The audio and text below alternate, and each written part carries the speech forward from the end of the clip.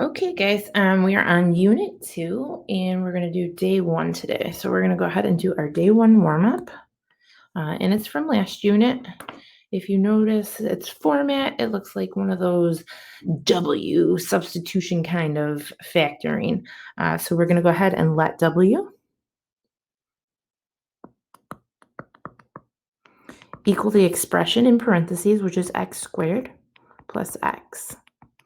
So these expressions are coming out, W's going in, expression coming out, W going in, and so it's going to say W squared minus 26W plus 120.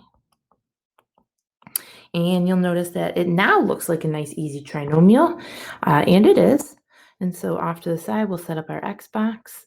Our multiply will be 120, and our add on the bottom will be negative 26.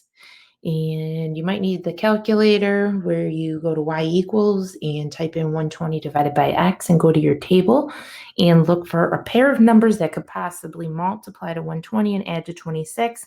And hopefully you find 20 and 6. However, 20 and 6 will give you positive 26, so we'll make them both negative so that it gives us negative 26. Also, a negative times a negative will give us that multiply to positive 120. All right, so we're going to go ahead and say, all right, it's an easy trinomial.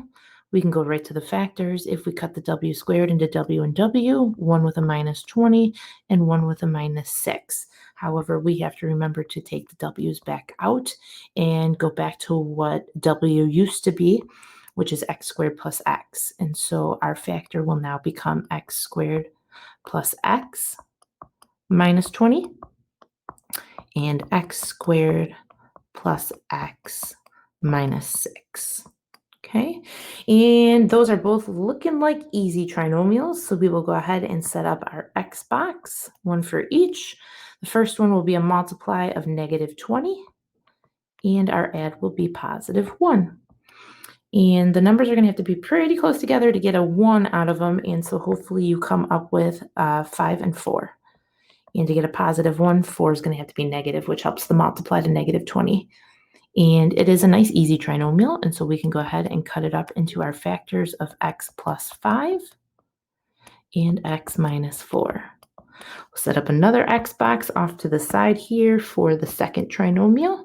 Our multiply will be negative 6 and our add will be positive 1. Again, the numbers are going to have to be close together to get that 1. And so hopefully you come up with 3 and 2. But the 2 is going to have to be negative to get the positive 1 out of it, which also helps the multiply to negative 6. Again, it's a nice easy trinomial, so we'll cut up into the factors of x plus 3 and x minus 2. We'll double check that none of our factors can be factored again, and they cannot be. And this is our answer. Okay. All right. I will see you guys on day 1 notes.